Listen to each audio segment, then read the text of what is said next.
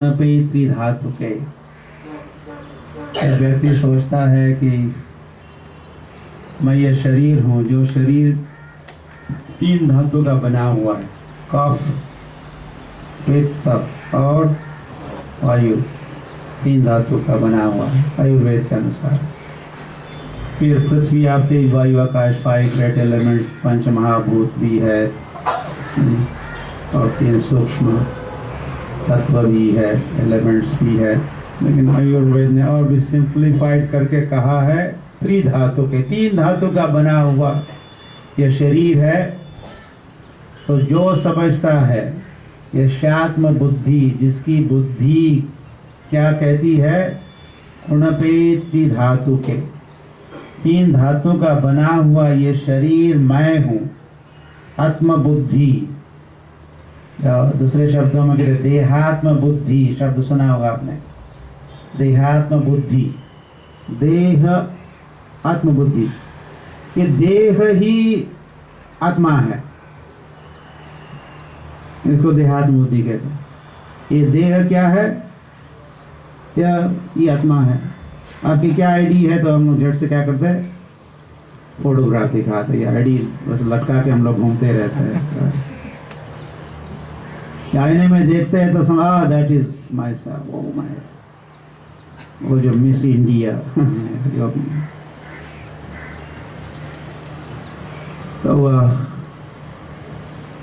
तो यशात्म बुद्धि गुण पे त्रिधातु के, तो हमारा सारा जो गणित है यही से रॉन्ग हो जाता है। हमारे अस्तित्व का, हमारे आईडी का, के यानी मैं कौन हूँ का सारा हिसाब यही से गलत हो गया। यशात्म बुद्धि गुण पे त्रिधातु पे। और फिर कृष्ण प्रभुपाद कहते हैं, व्यक्ति, हमारा ईगो जो होता है, अहंकार, उसको हम लोग एक्सटेंड करते हैं, उसको बड़ा बनाते हैं, तो और थोड़ा बड़ा बना दिया है। पहले तो शरीर को मैं हूँ समझ लिया, यशात्म बुद्धि गुण पे त्रिधातु के, फिर क्या कर दिया, कलत्रादिषु, कलत्र मतलब वाइफ को भी जोड़ दिया उस ईगो में।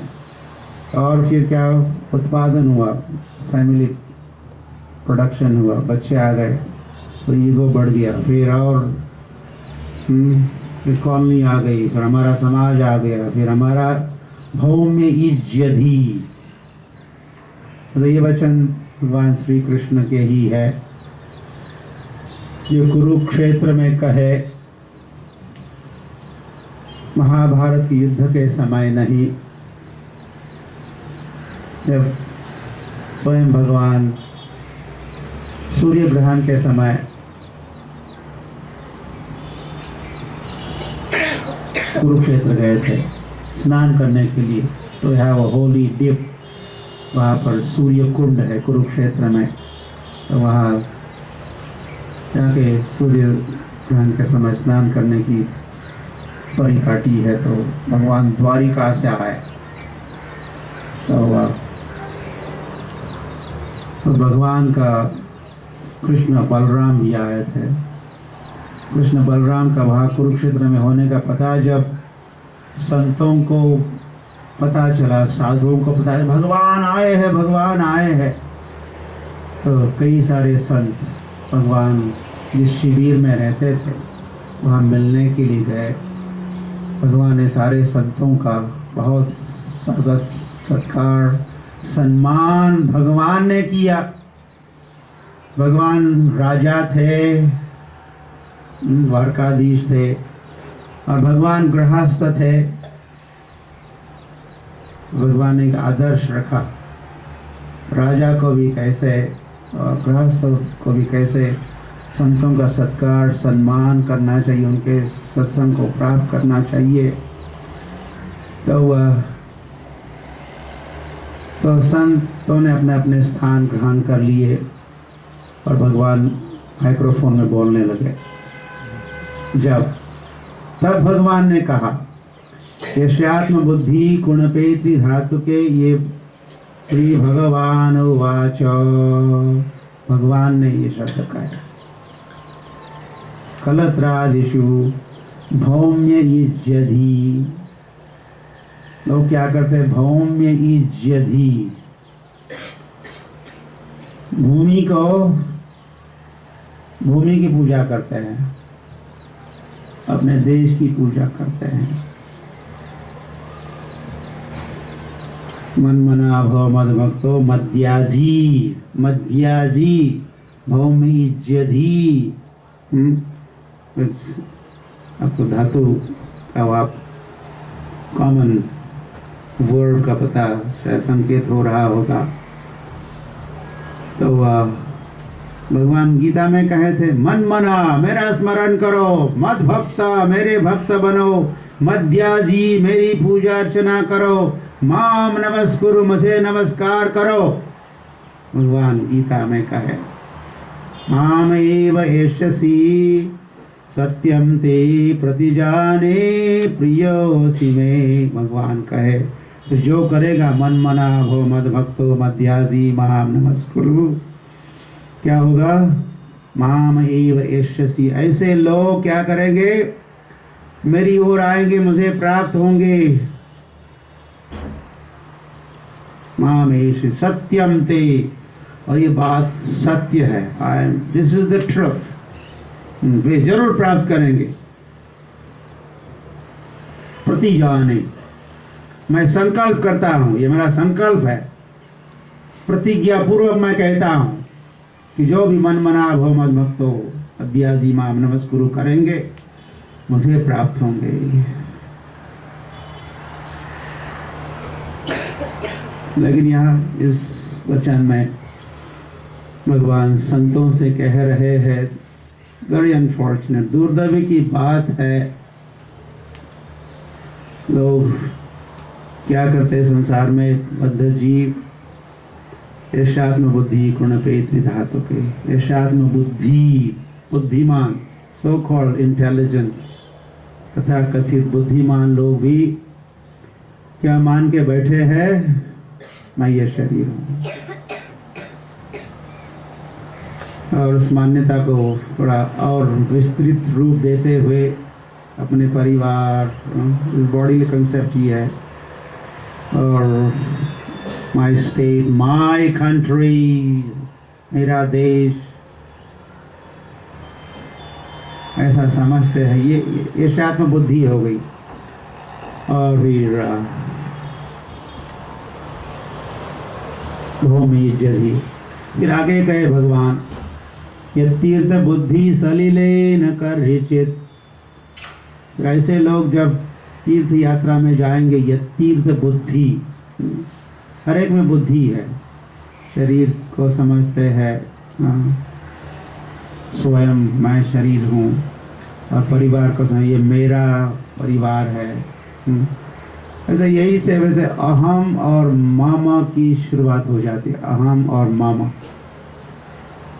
सारा संसार में जो भ्रम है, अज्ञान है, उनको केवल दो छोटे शब्दों में कहा है, अहम और मामा। अहम मामा इति, दिस मच। और भ्रम को कहो, भ्रम क्या होता है? भ्रम क्या होता है? अज्ञान या अनाड़ीपन क्या होता है? तो शास्त्रों में दो शब्दों का उपयोग है इसके उत्तर में। क्या है? अहम मामा। अहम में दो अक्षर है, मम में दो अक्षर, चार अक्षर में सारे भ्रम का वर्णन है। अहम ममेति। तो ऐसे अहम ममेति में फंसे हुए लोग भी कभी कभी तीर्थ यात्रा में जाते, तो भगवान ने कहा वहां पर क्या ढूंढेंगे? ये तीर्थ बुद्धि सलीले, सलील मतलब वाटर बॉडी, ये रिवर है या लेक है, तालाब है, तो वहां जाके बस स्नान करना होगी हमारी तीर्थ यात्रा। हमने गंगा में डुबकी लगाई, चंद्रभागा में डुबकी लगाई, हो गई हमारी यात्रा।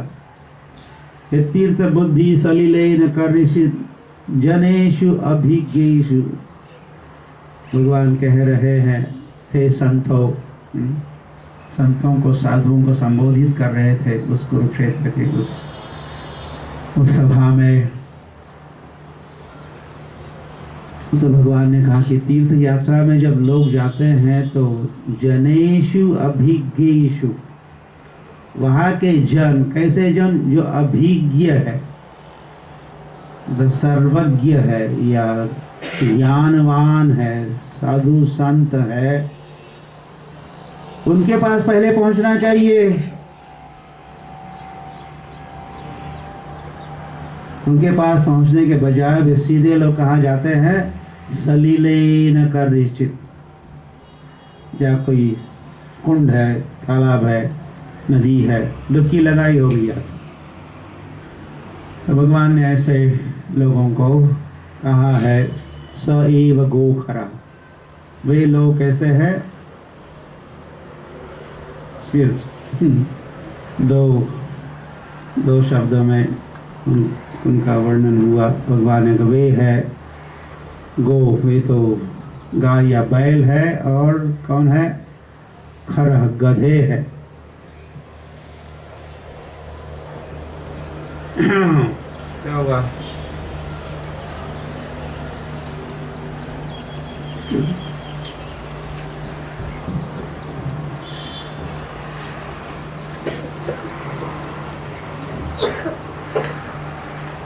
तो इस सभा में भगवान श्री कृष्ण स्वयं ऐसे साधु संघ का महात्म्य का है, संतों का भगवान स्वयं संग प्राप्त किए, संतों का दर्शन। और संतों का दर्शन मतलब संतों को देखना ही नहीं, संतों को सुनना मतलब संतों का दर्शन देखने से भी लाभ है, लेकिन संतों का दर्शन मतलब संतों को सुनना, भक्तों को सुनना।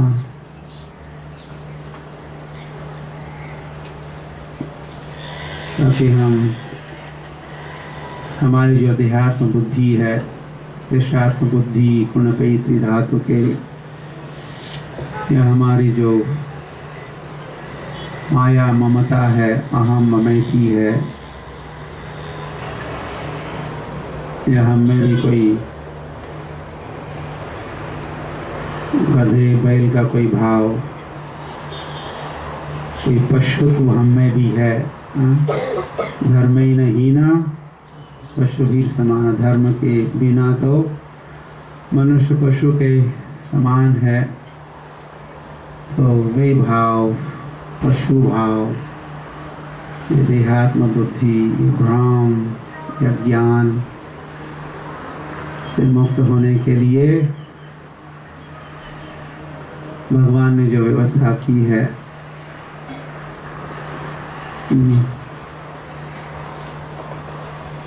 भगवान ने तो शास्त्रों की रचना की। सुधा कृष्ण ज्ञान, कृष्ण ज्ञान, माया मुग्ध जीवेर नहीं स्वतः कृष्ण ज्ञान, जीवेर कृपा कैला कृष्ण वेद पुराण। तो माया मुग्ध जो जीव है, तो उन पर कृपा करने के लिए भगवान ने क्या किया? वेद, पुराण, गीता, भागवत, चैतन्य चरितामृत, इन ग्रंथों की रचना की। जीवेर कृपा कैला कृष्ण वेद पुराण। तो साधु शास्त्र आचार्य भगवान ने उनको शास्त्र दिए हैं, तो उन्हीं शास्त्रों में दिया हुआ जो ज्ञान है उन तक पहुंचाते हैं साधु भगवान की ओर से, श्री कृष्ण की ओर से। और हरे कृष्ण आंदोलन का उद्देश्य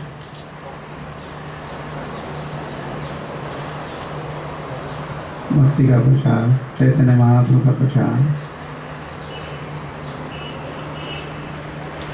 या मैं कौन हूँ इसका प्रचार।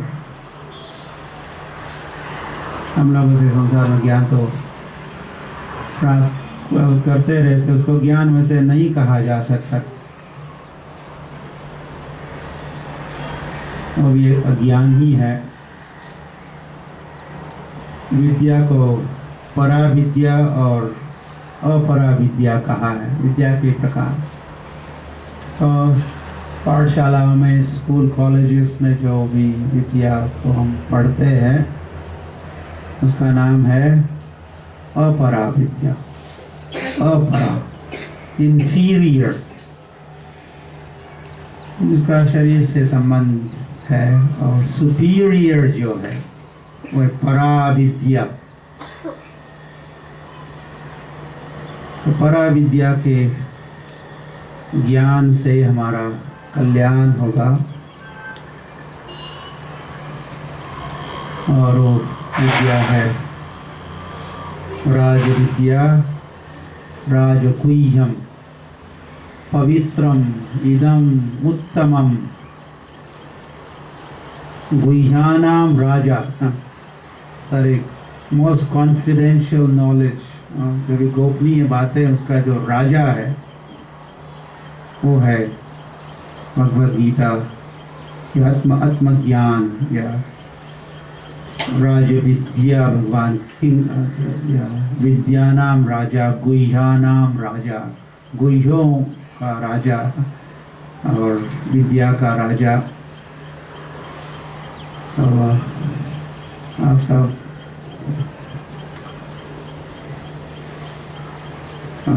कृष्ण भावना भावित होना है तो ऐसे विद्या के अर्जन से ही हम कृष्ण भावना भावित हो सकते हैं।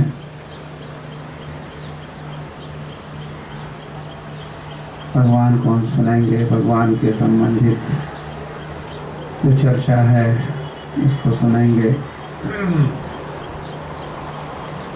तो श्रील प्रभुपाद वैसे बहुत बड़े साधु रहे, संत रहे,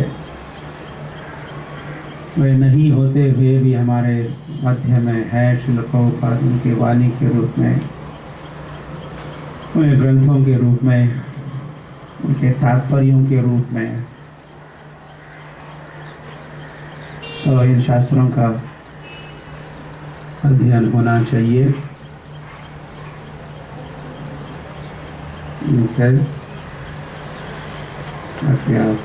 आप विद्वान बनोगे, विद्वान ज्ञानवान बनोगे, और ज्ञानवान माम प्रपद्यते, व्यक्ति जैसे अधिक अधिक ज्ञानी होता है तो भगवान की शरण में आता है। स महात्मा सुदुर्लभ, ऐसा महात्मा दुर्लभ होता है। तो ऐसे दुर्लभ महात्मा बनिए, ज्ञान अर्जन करके भगवान की शरण लेके। Okay,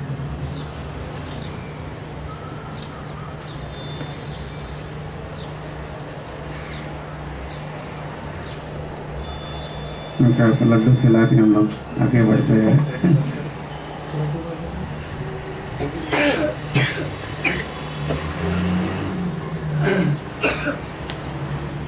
Any questions?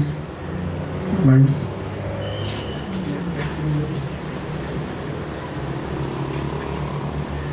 समय भी नहीं है।